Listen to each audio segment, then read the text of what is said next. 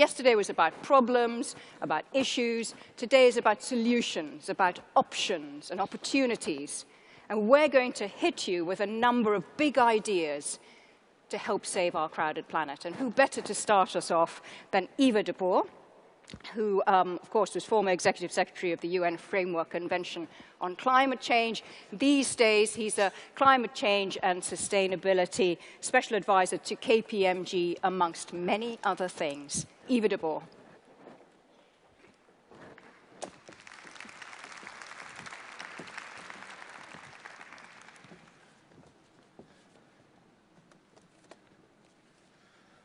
Well, thank you very much for that introduction. And a very good and early morning to you. It's a great pleasure for me to be here. Today, as was said just now, is supposed to be focusing much more on solutions. But I do feel the need to put that discussion on solutions in at least a bit of a context. As you know, we're confronted at this moment in time with a number of global megaforces which pose very fundamental challenges to our economy, to our planet, to you and to me. And let me touch on them just very briefly, starting with natural resource scarcity. Many of you know that arable land per capita will drop by 25% by 2050, that there's probably going to be 50% less fresh water per capita by the middle of the century, that also half of our arable land is threatened to disappear by 2080, and that forests are declining very rapidly around the world. So that's a major threat in terms of natural resource scarcity. Then population growth. We know that the global population is growing very fast, predicted to increase to about 8.4 billion by 2032 in a moderate growth scenario, and that we could well have 10 billion brothers and sisters on this planet by the end of the 21st century. Then changing weather patterns. Changing wealth patterns, I should say, sorry. The global middle class, as defined by the OECD, is predicted to nearly double between 2010 and 2030. And as a consequence, cheap labor in emerging markets is beginning to disappear, or at least beginning to fundamentally change. And that is also impacting the economy around the world. Next significant trend relates to energy insecurity. You know that energy supply around the world is becoming more volatile. We're seeing higher energy demand around the world, partly because of economic growth. As a consequence of that, we're also seeing increased regulatory interventions in different countries, even though the climate change negotiations may seem to be proceeding slowly. We're faced with an almost unprecedented oil price because of turmoil in the Middle East, so significant challenges on the energy front. Then food security or food insecurity. Food supply around the world is becoming less secure. Per capita food production is declining by about 1% per year. Global food prices could almost double between now and 2030. And very worryingly, about 75% of edible fish species around the world are either extremely depleted or fully exploited. And finally, climate change, the subject which I worked on for a number of years. 35% of today's food comes from countries that will face productivity declines of more than 15%. In fact, there are more than 40 countries facing agricultural productivity declines of 15 to 50% and up to 60% in some African regions. And predictions of annual output losses from climate change range from between 1% if we act on time, which we don't seem to be doing, and at least 5% if policymakers fail to act, which is what they do seem to be doing. What is even more concerning to me is if you look at the interaction between those megaforces, the way in which they're acting together and reinforcing each other. Look, for example, at the nexus between energy, water, food, agriculture, and population growth, and how those global drivers are reinforcing each other. And that can basically only lead you to the conclusion that the time really has come for strong action from policymakers, from business, and from the scientific community, hopefully acting together. Let's look at political action first. What I see is that many politicians are behaving at this moment in time as though they are imprisoned by their own constituencies, as though they only seem to be able to focus on short-term action rather than some of the longer-term issues that we need to address. And it almost seems to be impossible to show bold intergovernmental action in many of the multilateral processes, including on climate change.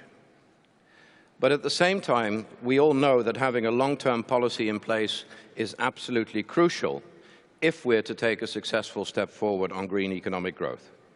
We need strong leadership with a long-term policy approach. We need consistency and coherency in policy, both internationally and nationally.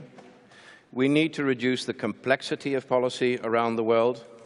We need improved coordination multilaterally.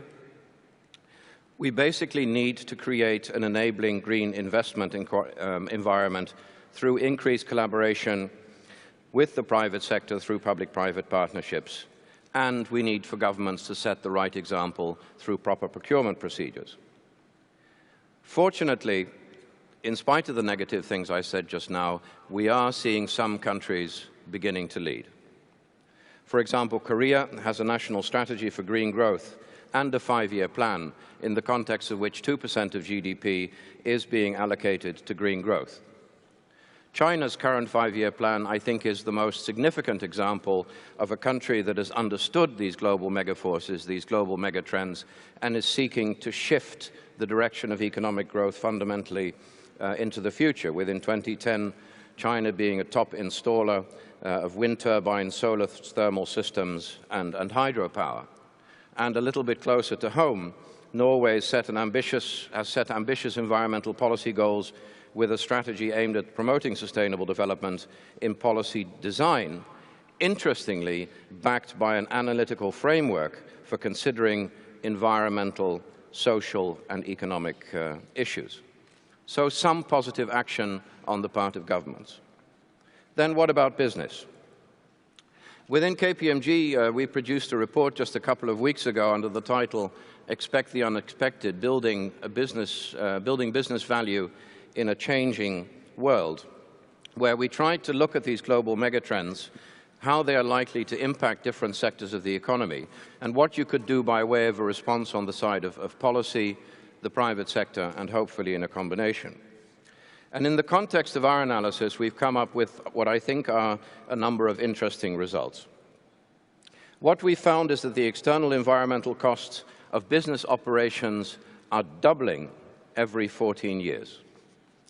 And if companies had to pay the full environmental cost of their activities, they would have lost 41 cents out of every dollar earned in 2010.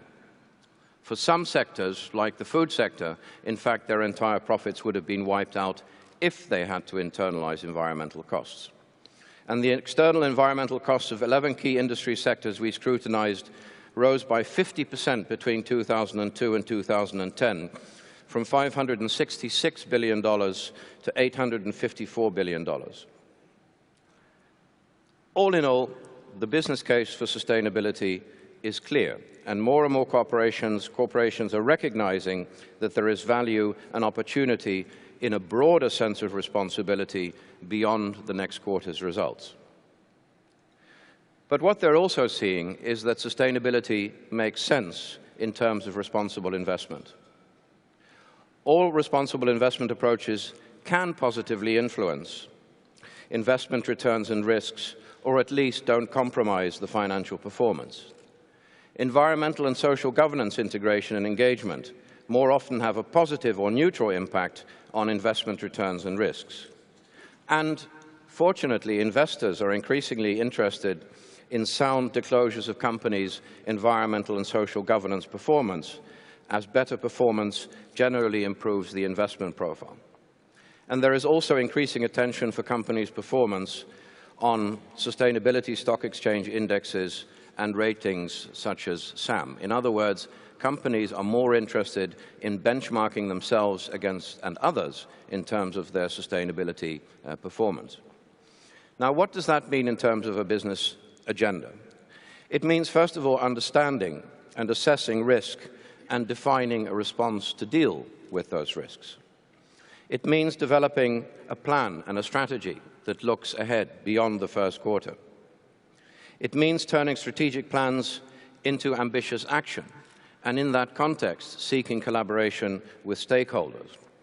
And it means being transparent in terms of reporting on your sustainability efforts and your company performance.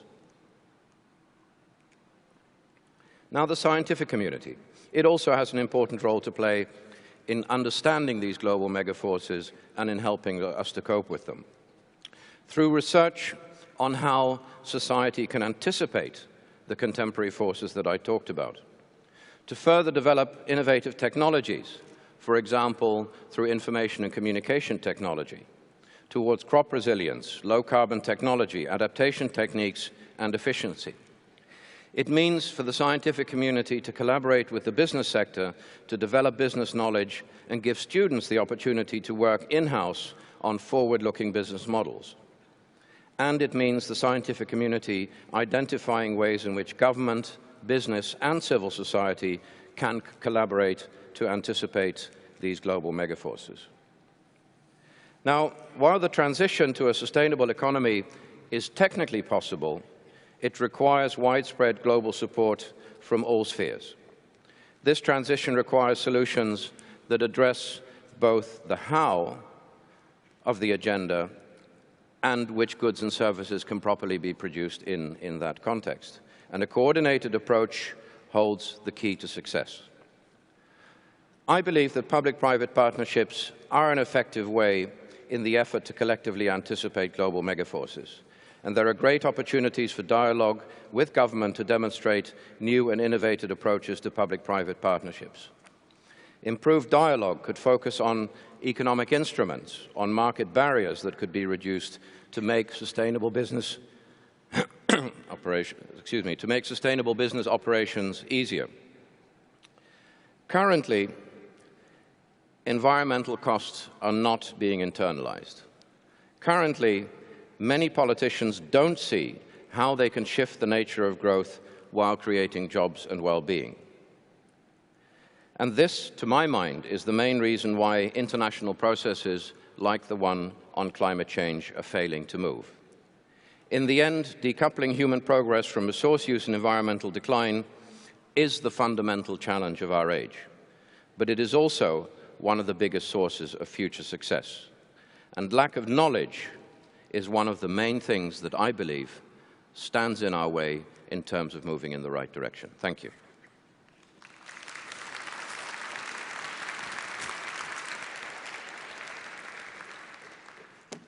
Thank you so much, Yvo. I was struck by what you said about lack of knowledge here in this science conference. I thought we knew everything there was to know. Maybe we need to talk to each other about it a bit more. Indeed. Here's a question that's come in on our Twitter feed. Where is it now? Kim Davis, who's sending it in from somewhere in this building, but originates from Montreal. And the question is, what is the single biggest opportunity that you believe is ready to go as a solution right now? What should we be considering? Well, I'm going to say something that probably many people don't expect, but I think that the biggest single opportunity that we have is a different kind of dialogue. I think you are right in a sense that we already know it all. We're not talking about it enough. We're not talking about it enough in a collaborative sense. And I think that the main opportunity actually lies in dialogue and in creating understanding. I don't believe that politicians around the world are against sustainability. I think that they just don't understand how they can make it happen in their countries and their constituencies. So is it that the language is not concrete enough, or it's not sufficiently jargon-free, or is that the issue? I think we have, and perhaps you're doing this, we have a fantastic amount of analytical work happening around the world on the concept of green growth and how we can make it happen, and I underline very much in an analytical sense. I think if you were able to look most politicians around the world, including most environment ministers around the world, deep into their hearts and ask them the question, do you believe, know, and understand how you can make green growth work for your country? I'm not sure that the honest answer in every case would be yes. Okay. Well, I don't know the answer, to tell you the truth. So thank you so much for encouraging us all to go out there and speak more and keep the dialogue going and maybe talking in more tangible terms. Absolutely. Thank you so much for joining us, Yvo de Boer. Thank you.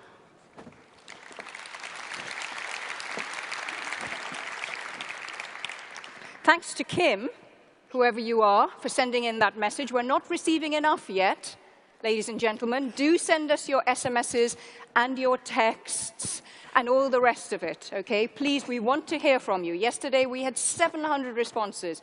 Keep it up. We've got 700 to beat.